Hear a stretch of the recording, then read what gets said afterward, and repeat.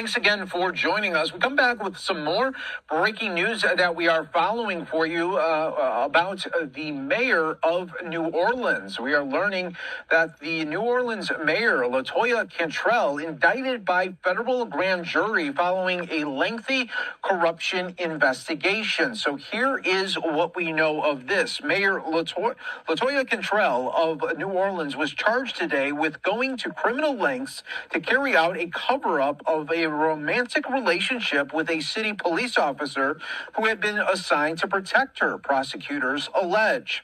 The indictment emerged after a lengthy federal investigation into corruption that has cast a shadow over Ms. Cantrell's final term as mayor, which ends in January. She and her former bodyguard, Jeffrey Vapey, faced a combined 18 felony counts, including making false statements to a grand jury, obstruction of justice, wire fraud, and conspiracy. The indictment reflects the prosecution of two public officials alleged to have engaged in a years-long continuing fraud scheme that used public money for personal ends by exploiting their power and their authority. That is coming from the acting U.S. Attorney for the Eastern District of Louisiana.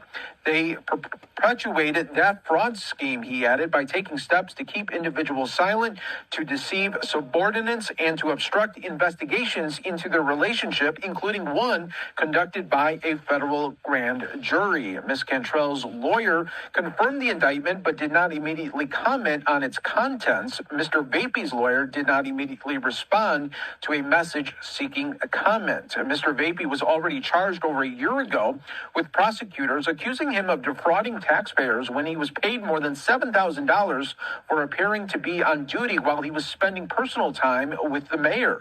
Both were married at the time. The earlier indictment did not identify Ms. Cantrell by name, but said that Mr. Vapey had carried out a relationship with the mayor of New Orleans. The charges against Ms. Cantrell add fresh turbulence to what has been a busy and complicated year for New Orleans that began with a deadly terrorist attack on New Year's Day. But the city also successfully hosted a Super Bowl for the first time in a decade and has experienced a continuing decline in its murder rate. So